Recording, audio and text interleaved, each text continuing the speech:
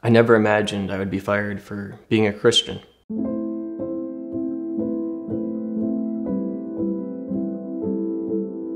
I just graduated from Florida State University with a degree in political science.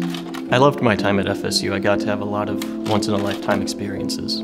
I was involved in several student-run organizations, including the Florida State Flying High Circus, and I was most involved with the Catholic Student Union and the Florida State University Student Senate, where I served as Student Senate President. Through the Catholic Student Union at FSU, we had a group chat where students could send prayer requests and just keep up to date with each other.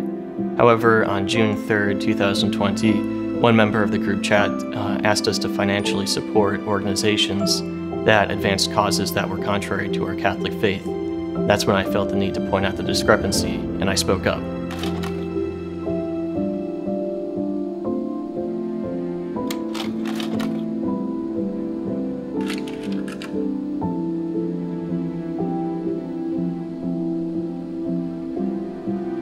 Screenshots of the messages that I sent went viral around campus, which caused a massive outcry of students calling for my removal from the Student Senate presidency. Most of the major organizations on campus condemned me and called for my removal, and there was an online petition which garnered thousands of signatures.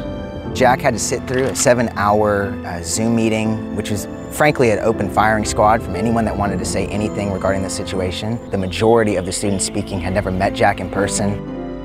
Jack Denton should have never been able to hold this position in the first place with his known beliefs. I am disgusted that other Catholics are attempting to stand behind him with his outdated and extreme cult mindset. Do not let this man cower behind his religious views.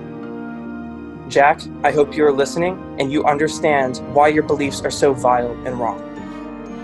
I think you should be removed for your evil words. We have the freedom of speech, but you must learn your lesson. He kept a complete demeanor of composure and professionalism, even while horrible, horrible slanderous things were being said to him. He never once flinched, he never once reacted in a state of anger. Because Florida State University is a public school, Jack's paid role in the Senate made him a government employee. Jack was fired from a government job for expressing his religious beliefs. That's a blatant violation of the First Amendment, and it's why Alliance Defending Freedom filed suit in federal court on Jack's behalf. If Jack had been terminated for any other trait, such as his race or sex, FSU would have put a stop to those mob tactics immediately.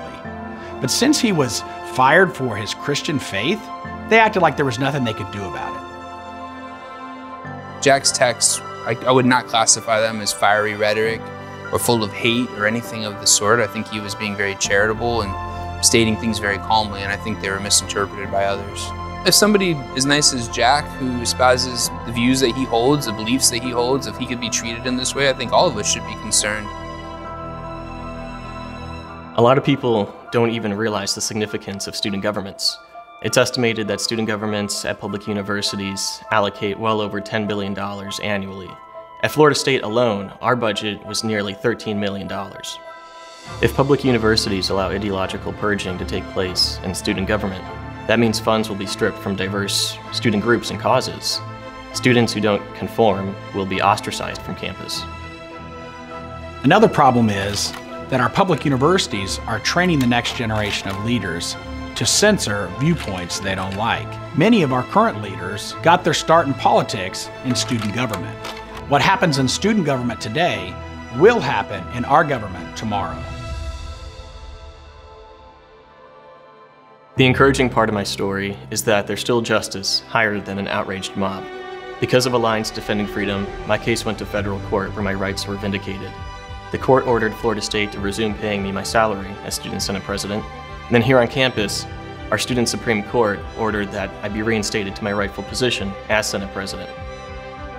I want other students to know that you can stand up for yourself. You do have recourse and people to help you. Stand up for what you believe in, and don't be cowed by the cancel culture. It's sustained by fear. We can end it if we're willing to stand up for what we believe in.